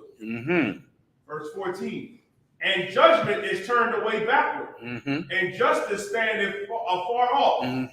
For truth is fallen in the street. That's it. Go ahead. And Don, y'all see me one more time. Go ahead. and equity cannot enter. Go ahead. Verse 15. Yea, truth faileth, and he that departed from evil maketh himself a prey. I pray you understand what it means by now. It's telling you what happens when people preach oppression. When people teach your people to serve another people, serve their gods, and become a second-tier citizen under them, the land falls. There will be no more justice. There will be no more kindness. There will be no path for our people to receive an education or to prosper at all, because you teach them oppression. And that is what the Christian church does. It teaches oppression. It teaches you to be a slave, and it hates justice. It hates God's will to triumph over the will of man. It hates it. Now read it from the top, from the 2 verses. Go. Isaiah chapter 59 and verse 14. And judgments like, verse 13. And transgressing and lying against the Lord. And lying against the Lord. That's what Martin Luther King did. That's what your preacher does. That's what these Christians are doing, who are coming against a man's God-given right to have more than one woman. That's God's right. God did not give us a rule that a man had to have only one wife. That comes from your oppressor. That's where that comes from. But that rule does not come from God. But your preacher teaches it as if God said you could only have one wife, as if that's something from the Lord, when it is not. It is from your oppressor. They teach lies in God. Keep going. And departing away from our God. And departs from our God. Keep going. Speaking oppression. Doing what? Speaking oppression. Speaking oppression. Speaking it. Saying that a man can only have one woman. Saying that you have to. Do you know that, brother, there are some brothers in the UPK whose wife in the world will take them to court to take their child from them. And like clockwork, they always bring up that you're in the Israelite school of UPK, because they think it's illegal for you to be in the UPK. Watch this. Alexa, can a Ku Klux Klan member lose his children in family court because of his association with the Ku Klux Klan? Perspectives.org. Families and children I see in court, these parents, caught up in the confusing world of the court system. Alexa, stop. Can a court take your children from you because you are a member of the Ku Klux Klan? Alexa, can a court take your children because you are a member of the Ku Klux Klan? I don't know that. Someone type it in the phone. Alexa don't want to tell the truth on that one. It's too controversial. How about this? Alexa, can a court take your children based on your religion? Sorry, I don't know that. Someone Google it, put it in your phones. Look it up. Let me speed you up to the answer. No. You think members of the Ku Klux Klan don't have children? What about Nazis? You think white Nazis don't have kids? The court can't take your children because you're in the UPK. It can't. There's no way it can happen. The courts take your children if you're an alcoholic, if you're a child molester, if in some way you're a danger to the child. But a court cannot take your children based on your religion at all, even if you are a member of the Ku Klux Klan. Now, if you're taking a kid and you're stripping them butt naked and, throwing him around the room in some ceremony, they could do it then. Or if your religion forbids you to send your kid to school, or to get him vaccinated, or to give him medicine, which some religious nuts will do, then that could be a grounds for it, because the practices of your religion are harmful to the child. But the Ku Klux Klan has children. They put them in little white robes and everything. Do you know some women will take you to court and tell the judge, he won't let my child celebrate Christmas. They say that in court because that bitch is so dumb. She's telling a Jewish judge that he won't let my child celebrate Christmas, so he shouldn't have kids anymore. The judge doesn't celebrate Christmas, you dumb, airheaded, dog-headed bitch. The judge celebrates Hanukkah. The judge celebrates the Passover. The judge doesn't eat pork and crab and shrimp. But the bitch is so dumb, she'll go, Your Honor, he won't celebrate Christmas. He's so crazy, he won't even celebrate Christmas. The judge has got to listen to it because she's a judge, but the judge doesn't celebrate Christmas either. She's Jewish. She doesn't do it either. You Christians preach oppression. Christians think it's illegal to be in the UPK. They think it's a crime. To where they go to court and go, he's in a hate group. He hates white people. Alexa, can you lose your children in court because you hate white people? I'm not sure. That's too controversial for Alexa. Alexa don't like to get controversial. We got work on that. I don't know that. I know you don't. That's how she don't want to say it. She afraid she gonna get canceled. Alexa don't want to get canceled. It's all right, Alexa. Bun, you look it up. It's from Manila Law Firm. It's titled, What Determines an Unfit Parent in 2022? Number 1, setting age-appropriate limits. Is a child allowed to watch R-rated movies on a regular basis? What kind of curfew does a parent set for a teenager? Number 2, understanding and responding to the child's needs. Number 3, history of child care involvement. Number 4, methods for resolving the custody conflict with the other parent. Number 5, child abuse. Number 6, domestic violence. Number 7, substance abuse. Number 8, psychiatric illness. Number 9, social functioning. Means like, are they like a hermit or do they go outside? Yeah, can a child go play and have fun and things like that, huh? Number 10, attitudes of the child toward the parent. Mm-hmm. Yeah, look up, can your religion make you lose your child? Look up, if you don't celebrate Christmas, do you have to lose your children? Look up if you're in the Ku Klux Klan. Look up that. Look up something ridiculous. The point is, I'm trying to make to you is, your ex-wife is a dumb bitch. As long as you walk around knowing that, you'll be better in life, all right? That's how she is. She doesn't understand. She thinks it's illegal to be in here. She thinks it's like a crime. It's not. It's not a crime to be in the UPK. It's totally legal and legitimate, and we have a 501c3 license to do this and to take money and to do whatever the hell we feel like doing and to say what we want to say. It's not a crime. You only think it's a crime because that's how deep you are into slavery. You think that this is wrong and illegal and the cops are going to come arrest us all because we don't celebrate Christmas. I got to go. All right. Any more? Bun. I had something from LloydLawLosAngeles.com. States, the constitutional right. The First Amendment guarantees freedom of expression, including religion.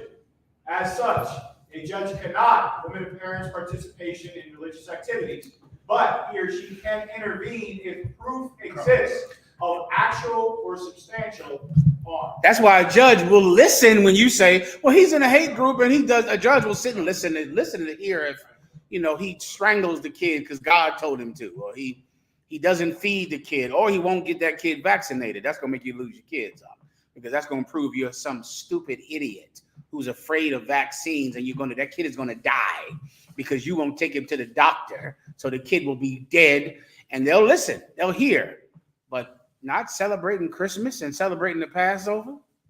Some bitch took some brother to court and said, Your Honor, they killed a lamb and ate it. The bitch said that in court. You killed a lamb and ate it. The brother said, well, Your Honor, you really can't eat meat without killing it. That's how all meat is, every chicken, nobody's just kissing them and then end up in the oven. Right? I mean, every chicken, and the brother had to go to court, just explain, well, yeah, that's farm. They used to call that, they call that farming here. That's what that's called when you kill an animal and eat it. That's farming. That's all. They're doing it right now as we talking. Some animal is getting killed and eaten right now. They got whole factories, if you never heard that before. And they doing nothing but killing cows and killing chickens and killing lambs all the time. We kill a lamb shout out to the Passover again, at the slaughter of the lamb. That shit came up in family court. that the bitch went to slaughter of the lamb. Her father killed the lamb and ate it. And the baby's mother brought it up in court as if we, killed a child. And the judge heard it and then said, oh, that's, the brother had to explain to the judge, well, that's farming. That's how people eat meat. Somebody got to kill it. I hope you know that. Them hot dogs the Lord just don't drop them hot dogs down from heaven like that. Somebody has got to kill that thing, grind it up, and make it into that hot dog. A bun. Sorry, so ChatGPT can't make hot dogs yet. Yeah, they can't. Right. So until they can make hot dogs, somebody got to kill a cow to get a hot dog. If that's what you want, I gotta go. Anything else? A bun. Here are a few examples of what actual harm is not. Raising a child in a religion that's classified as high demand, with dietary, dress, or activity restrictions. Yeah, that's not unlawful. That's fine. That's all right. But you're such a slave. You think it's illegal to be in the truth because we're not Christian. You think you have to be Christian. Now, blow my mind and tell me where that comes from. Why do black people think that we're going to get arrested for being in the school? For saying our oppressor is the devil. They think it's illegal. Why? Blow my mind and tell me that you're paying attention. Who can guess? Young man in the back. Why? Where did that come from? Being killed in the streets. Give him a hand. You know what happens? Because in the 60s, they killed everybody who said the oppressor is the devil. They died. They got shot and killed and hung. Right? So now, after a while, when you say the oppressor is the devil, no, that can't be right. That's wrong to say. Because there was a time when we were hung for this. But the UPK still does it. You understand? Because we found something we're willing to die for. But you're so afraid of it, not because it's an irrational fear. It's not because it's actually a thing that you can be hurt for. It's just that you are such a slave that you think it's scary and wrong. Let me give you your second question while I'm on the topic. I gave you the question earlier. Everybody remembers that. You have that down on tape? You might have to take that part to make sure everybody knows what the question is from the beginning of class. All right. Here's your second question that you'll go out in the street and ask people. You'll say, of course, you know about George Floyd in Ferguson, Missouri, and the many different instances where white cops will abuse or assault a black man or even kill a black man. And recently, 5 black men were charged with murder because they beat a black man as well. This one, you have to specifically ask a cop. You got to find a cop who's willing to answer this question on camera. Some will answer it on camera. And you'll ask him his name and ask him, let's say, Officer Johnson, how long have you been a cop? You've been a cop 15 years. Okay, I understand. All right. You've been a cop 15 years. Well, you're aware of the different murders that happen in, New York and blah, blah, blah, and different murders where white cops murder or assault a black man. And recently, of course, you know about the brother that was murdered by 5 black cops, and they were charged with murders. In your 15 years of being a cop, have you ever seen any instant? No, sorry. In your 15 years of being a cop, how many times have you seen black cops beat a white man or assault a white man? But this is important. Say how many times have you seen it? You got to say it like that, because then he'll say what? None. I have never seen it. So you have to ask, how many times have you encountered black cops who beat up or assault or murder a white man? How many times? And let him go. In my 15 years, I've never heard of a black man beating a black cop beating a white man. And then you go, well, why do you think that is? Just right there. That's all you need. Because he knows why it is. He knows. And so you want to ask him, well, why do you think that is? And then you watch his face go, like sweating, and pressure. And I don't know. He never realized it. He never realized that for some reason, white cops beat up black people. Black cops beat up black people. But black cops never beat up a white man, ever. Why? That's your question. Everybody understands? All right, next.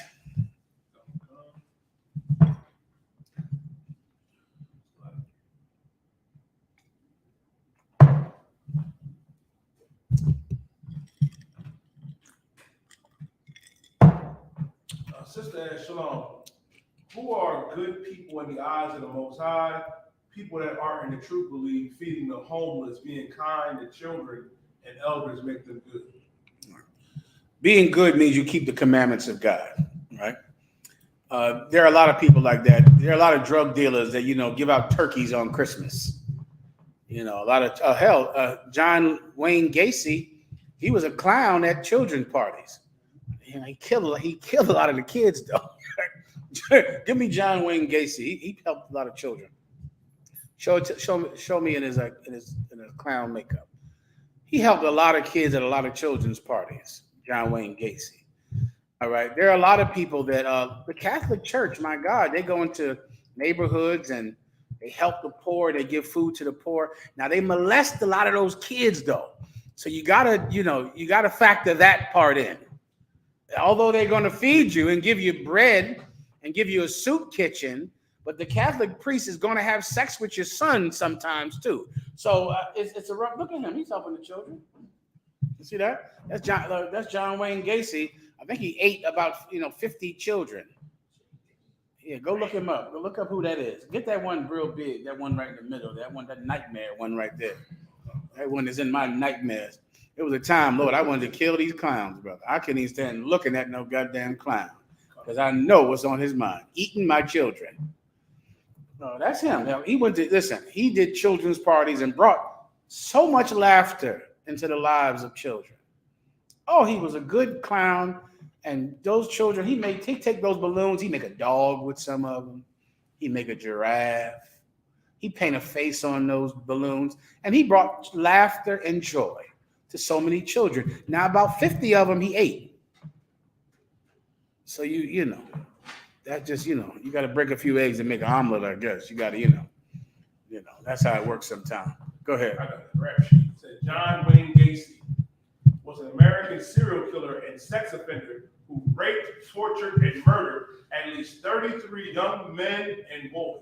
Yeah, see, so some people are giving food to bums to get them in their car and take them to their house and have sex with them and strangle them after sex.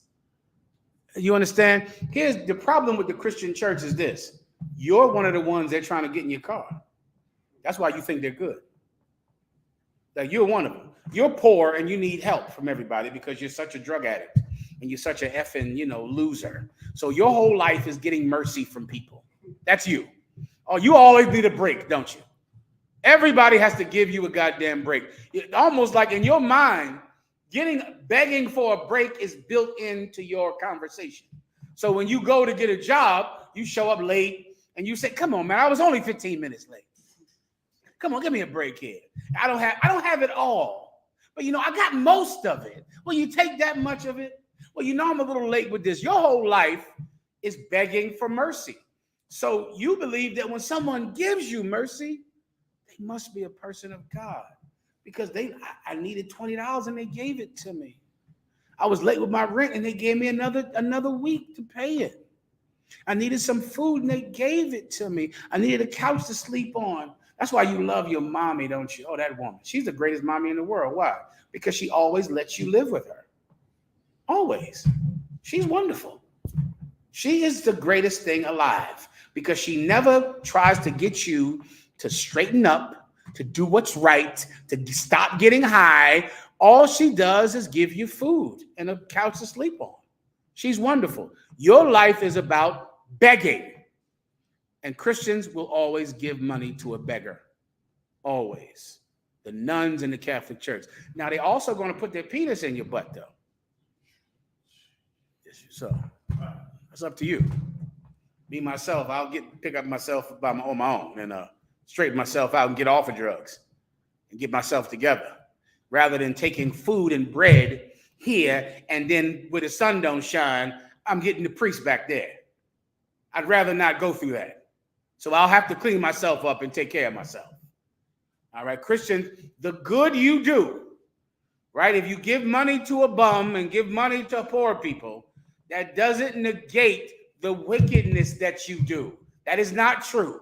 That is a Christian myth based on not understanding the Bible. It doesn't negate it. It doesn't get rid of it. Precept. One God said all of them. If you murder not, but you covet, then isn't that the same God that said thou shalt not murder? That's in James. Someone find that to prove that giving money to bums doesn't make you a good person. Not if you're eating pork and eating shrimp and molesting kids. It doesn't erase what you've done. A bun. James chapter 2, verse 10. Whosoever shall keep the whole law and yet offend in one point. The Lord said, whosoever shall keep the whole law. Does the Bible say to pay alms? Yes. To take care of the poor? Yes. That's in the Bible. The Bible provides for the poor. In Leviticus, the Most High gave the gleanings of the field, the outskirts of the field. The Lord said, if you're a farmer, don't pick that fruit. Leave that fruit right there. So the poor can come and eat from those trees. They don't have to beg. They can come right to the outskirts of your farm. That fruit is their fruit. The fruit that drops on the ground, that's their fruit. They don't have to beg anybody. They don't have to beg the Catholic Church for money. They can just go to the outskirts of any farm and eat. That's a law in the Bible. The Most High God provides for the poor. He cares for the poor. But if you keep the entire law and break one law, just one, except for, meaning you keep all the rest, but this one you don't keep. Keep going. He is guilty of all. You're guilty of all. So if you're eating pork, but you give to the poor, you are guilty of not giving to the poor. That's how it works. It cancels out the good that you do. It cancels it all. It's done. Because you say, well, I go to class and I read the Bible and I gave up pork, but sometimes I still like smoking cigarettes. Then you're just a sinner. You're just a filthy, disgusting sinner. That's it. That's who you are. And you should face that about yourself. It negates everything. Keep going. Verse 11. For he that said, do not commit adultery. For he that said, do not commit adultery. That's in the Bible. Go ahead. Said also, do not kill. He said also, do not kill. Keep going. Now, if thou commit no adultery. But let's say you never commit adultery. No, I would never do that. Go ahead. Yet if thou kill. But you will murder. You will do that, like those cops. They will murder. Go ahead. But you know what? But so many things they would never do. They would never sell drugs, those cops. They're not a drug dealer like you. You're a stinking drug dealer. They would never break into anybody's house like some filthy nigger. They would never break into a house. They would never carjack somebody. They would never. Yediah, give me the video of the police who arrested a fellow police officer for domestic abuse, and they cut the uniform off of the man. It's a video. Look that up and let's play it. All right? They would never do things like that. No, they would never, stick up a jewelry store or rob an old lady of her purse. But they would murder a man on their job who they believe is resisting arrest. They would do that. Keep going. Thou art become a transgressor of the law. Of what? The law. You're still a criminal. Those cops are no different than someone who robs an old lady for her purse, who steals her Social Security check, who carjacks somebody. They're the same. The Bible says to give money to the poor and to help the poor. And if you do it, but yet you eat pork, and yet you eat shrimp, and yet you celebrate Christmas, you are a breaker of the law, period. Come on. Tell them where it is, please. James chapter 2 and verse 10 through 11. Keep going. James chapter 2 and verse 12. So speak ye and so do. So speak, you say this and do it. You got to do all of it, sister. All of it. You're going to have to look out for the poor, which is what the UPK does. We feed the poor, we clothe the poor, and we don't murder either. And we don't eat shrimp, crab, or lobster. We don't smoke cigarettes. We don't allow ourselves to be drunkards or lustful alcoholics. None of that. It's not allowed in here. Nothing. And here you're going to be perfect, or else you have to go out there where they are much more merciful to failures like you. Everyone understands. Go ahead. Let me hold that for the end. Just hold it. Let me finish up these questions. Time check, please. Time check, sir. 8:50. Okay, when do we go up? Let me know. I'll keep going. Go ahead. He has the key, I'm assuming. Hold it for a second. Hold it for a second. Let me show you what police do when they believe you've harmed a human being. All right, which is why those cops killed that brother, which is why that question is so important on the street. Do black cops beat up white people? Do they? Never. They don't ever do it. The reason that brother died is because he is the type of person that you can murder. And without white people being allowed to, without oppressors being allowed to murder white people, being allowed to murder black people, they wouldn't become cops. They wouldn't become cops. And what if they didn't become cops? What would they do? Who can guess? You die? They would storm the Capitol.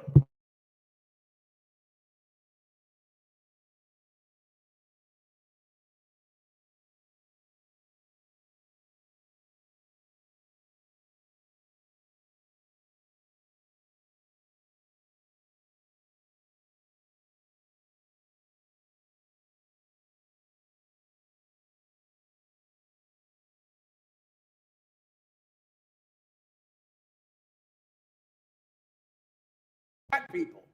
And that's the whole reason he became a cop. He didn't become a cop to stop crime. He didn't become a cop to risk his own life, because cops never risk their own lives.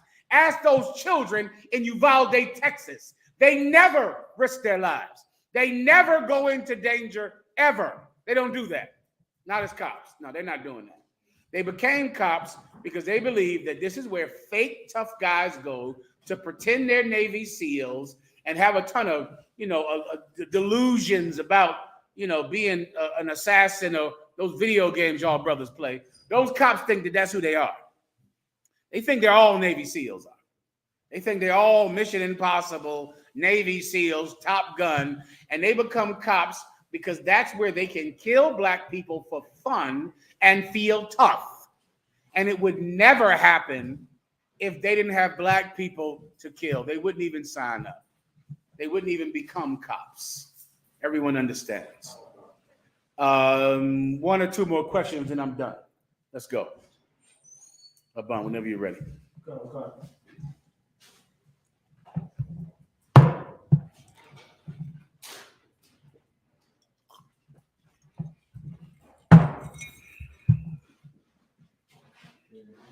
Nothing? I'm seeing Any questions in the room before I go? Sister. You look very pretty today, Sawana. Give Sawana a hand. She knows how to dress. She knows how to look like a UPK sister. Good job. Go ahead. Tawada. Go ahead, Sawana. Tawada. I'm wrapping it now. 2 Peter chapter 1, verse 20.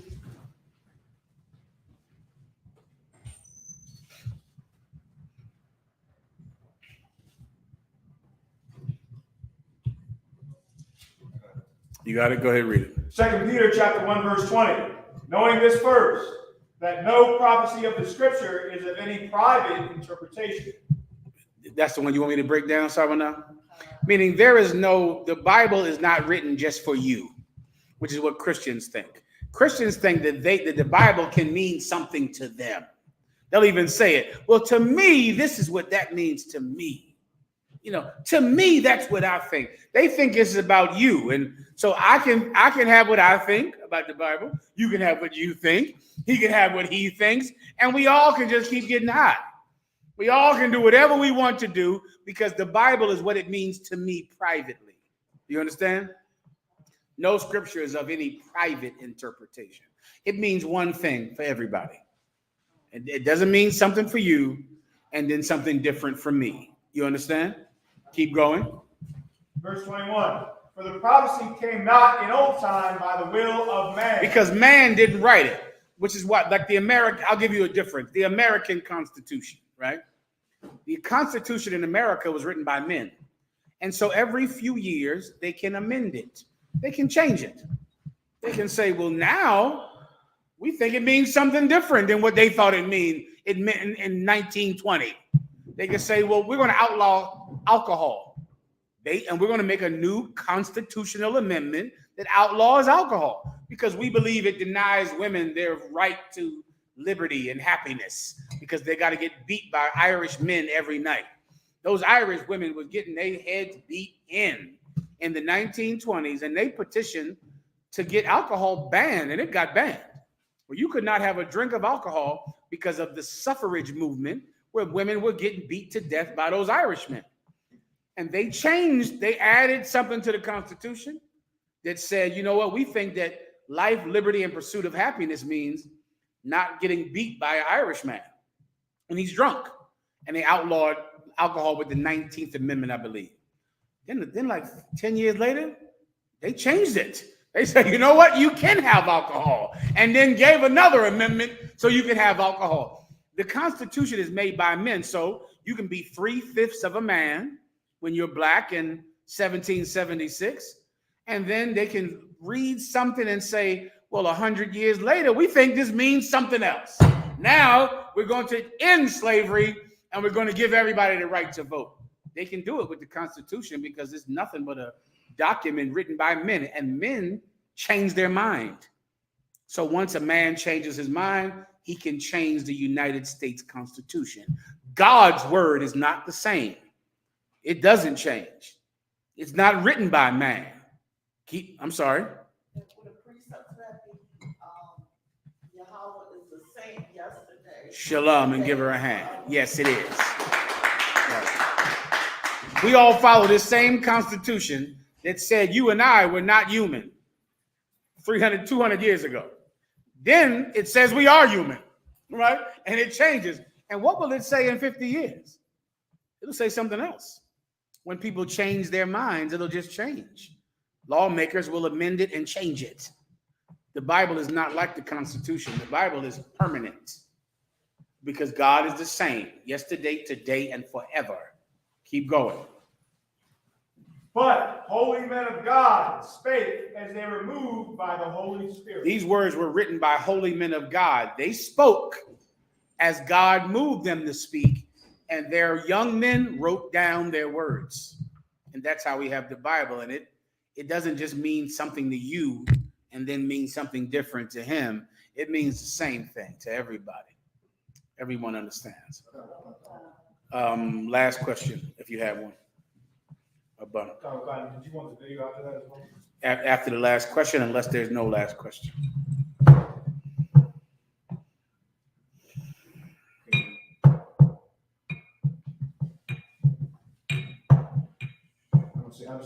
No problem. Everyone, this is a video, right, of a white man who beat his wife. This is a domestic violence case, right? His wife called the police and he beat her up real bad. He punched her in the face and hurt her real bad. And when he got arrested, this is how he was arrested. Go ahead and play it. Jeffrey Warden, in uniform at an Albuquerque police station. Little did he know this was about to happen.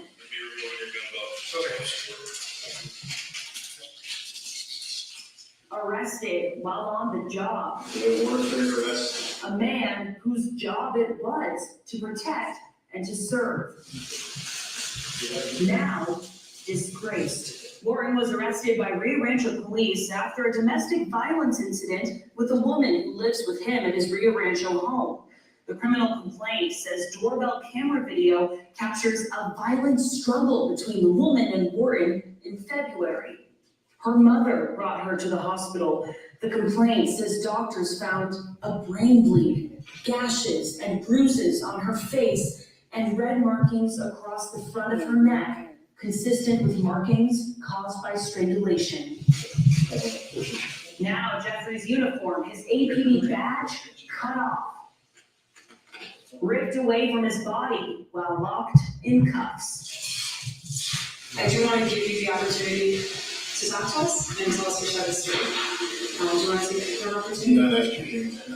Stop. He beat his wife on camera. She had red marks around her neck, like she was being choked. I don't know. The police came to his job, brother, and took scissors and cut his uniform off while he was in handcuffs because he hurt someone who mattered.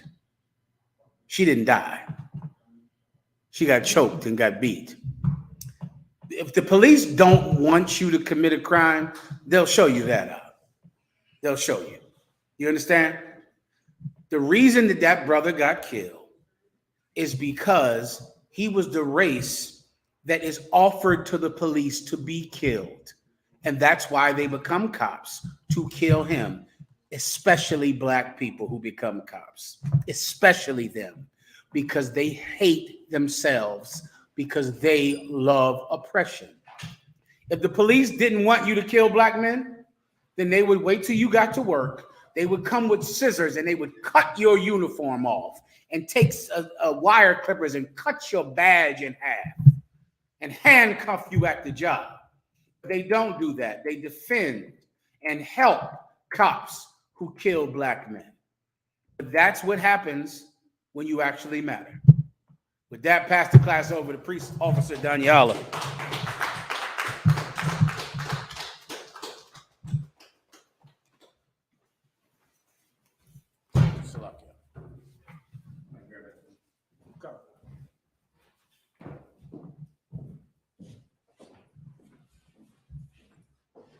Allah walk one young. Barack. Yeah, Allah, Shemel, Shabbat.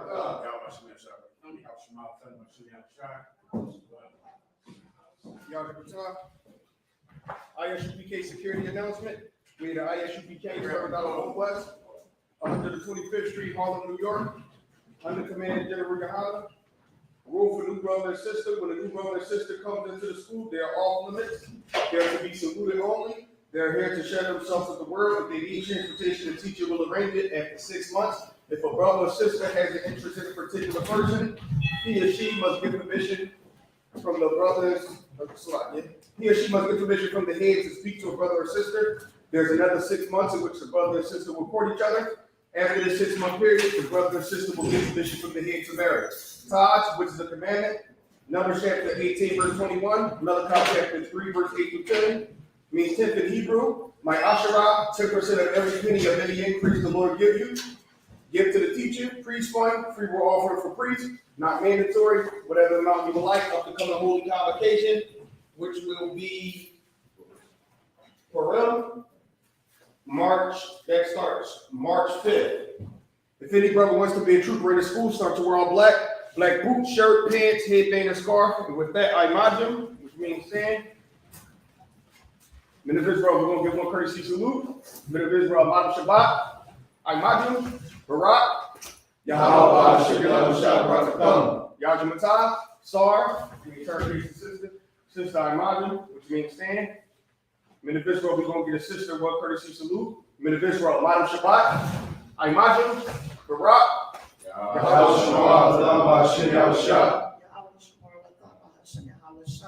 Yajamatah, class dismissed. Real quick,